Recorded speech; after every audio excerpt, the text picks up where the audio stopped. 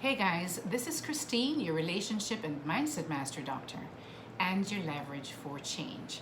So today I'll be speaking about the fearful avoidant attachment style and why it is that they sometimes just disappear. If you remember from the videos I've done previously, the fearful avoidant attachment style individual, some of their character traits would be that of this type of a relationship with this type of individual would be that it's a hot and cold. So come, I want you, I don't want you, and then they push you away. I don't want you, I don't want you, I don't want you. That's the kind of momentum that is created in a relationship with somebody with the fearful avoidant attachment style individual. All right, so this individual does at their core, they don't trust relationships because as they grew up as children, they could not trust that their caregivers would be there for them when they needed them. So at one point, sometimes the parents will come because maybe they need, maybe they're responsible for taking care of younger siblings, and they kind of feel a sense of emotional attachment to that the caregivers, because they get validated in a little way because they're taking care of their younger siblings. Or sometimes the only emotional connection they might get is when the parents, maybe the mother is being abused or and so she uses the child who grows up to be a fearful avoidant attachment style almost like a security blanket. So they will come and complain to the child and hug them and cry on the child and that kind of a thing. So this child feels that they always have to people please others to get any type of validation or any type of love.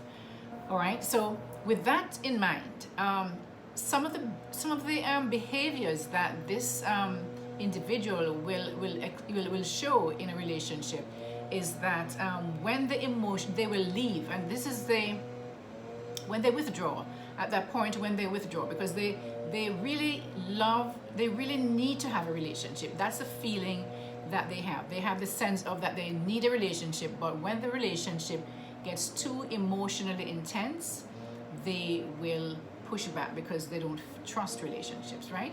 So one of the things that the first thing usually is when the emotional intensity gets too much for them physically. They might recognize that they're falling in love with this person. They really care about this person. They really love this person. And because of the fear of not trusting relationships, they do not believe this person will stay with them, that they can depend on them. And so they feel very vulnerable. They feel extremely vulnerable because they feel that they love this person more than the person loves them. And so to be able to control that anxiety around that belief system, they will leave. I'm sorry if you're hearing some noise outside. The people are here with their lawnmowers today, so it's kind of so I apologize for that. So the next thing, that's the first thing. When things get too emotionally, they feel that they're overwhelmed with this emotion for this person. They don't want to feel so vulnerable. So because they don't trust that that person will love them enough, loves them enough to they really love them as much as they love them, they will back off. And so you'll have this pull back in that relationship. The next thing is that if, just for somebody, just getting, say you might have gone out, they might have gone out with their partner, or there's a period that they are really getting really close. Now a bit different from the one, but quite similar from the first one I just mentioned. But they just had a great weekend bonding, and he was enjoying it, she was enjoying it, they were both enjoying themselves. But that closeness really scares the person with the fearful avoidant attachment style. And so you'll see all of a sudden they will just turn almost like they'll just almost like turn off that kind of love and affection that they were showing to their partner, and just really kind of deactivate is what they do, right? And so so that they do not feel so vulnerable. That's one of the other things that they will do when they're in a relationship, right? The next thing is, the next reason why they actually back off sometimes and creates this barrier and disappear, or just disappears, is that they will start to second guess. When things are really good, they'll start to second guess because they feel like they're getting too close. All of this is really based on getting too close, but there are different things that they do in response to that getting too close situation. They will start, another thing that they do is that they'll start second guessing if this is really the relationship that they want to be in. It was great before, but everything is actually great, they're doing well, and all of a sudden they're getting too close. So one of the way they validate moving and leaving their partner is that they're not sure if this person is the right person. They start second guessing the whole partnership and will back off of that relationship. The other thing is that they do not at their core believe that someone can really love them, because they really don't love themselves, because they're always looking outside of themselves for someone to love them, right? And so they create this belief that this person cannot really love them for who they are. So they're loving them for something, and it's not who they are. They're just there for a reason. Maybe they can't find somebody else, or for whatever reason that they might bring up into their mind, that this person is really not there for them. And so because of this, they feel that before this person leaves them, they will leave. Just for them, it's like a preservation of self. They're preserving themselves by being the first to leave. Even though there might be no real indication from the person, it's just that because of that closeness, and maybe they see, and maybe there might be indications, but they read it in a negative way. I mean, it could have been that the person canceled a date, or it could have been that the person did something that might be a reminder of how the caregivers in their childhood, what the caregivers in their childhood did. Maybe it wasn't available for a while. They couldn't find them, and so these are reasons that might trigger that response.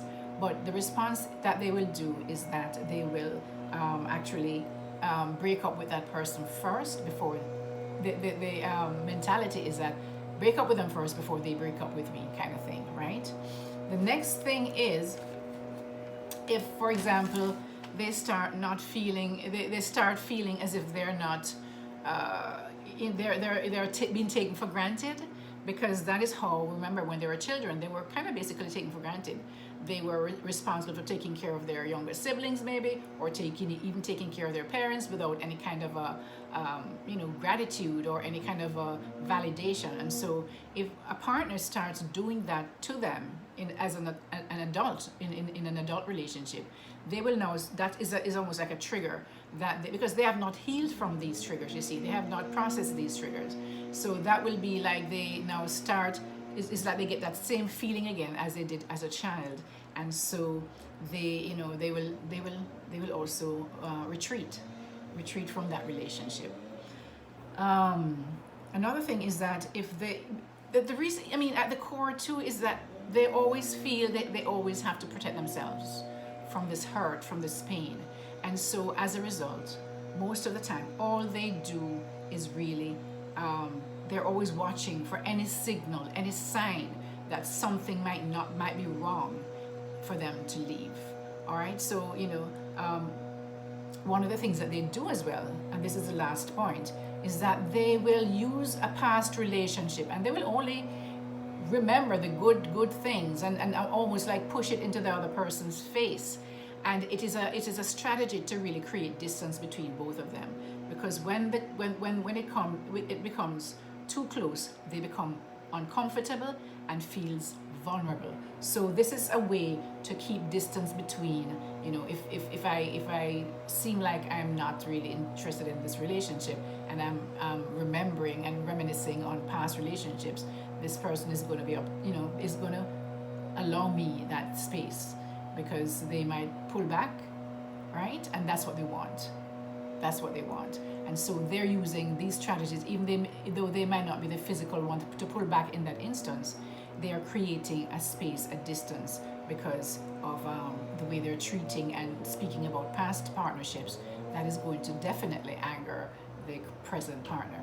So these are some ways, ladies and gentlemen, I usually say guys to just cover everything, that the fearful avoidant will use different strategies to basically just keep their distance, or actually leave the relationship, and the reasons why they do this, and how they validate that way of doing things.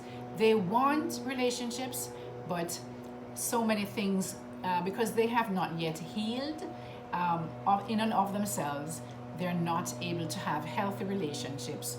And so there goes the on and off, hot and cold kind of stance that is usually, it's like a dance that's usually in relationships with someone with the fearful avoidant attachment style. So guys, please help me to spread the word. My videos are in YouTube, by liking my video, because it does help to just extend my reach on YouTube when you do that. I really appreciate that in advance. Thanks in advance for that.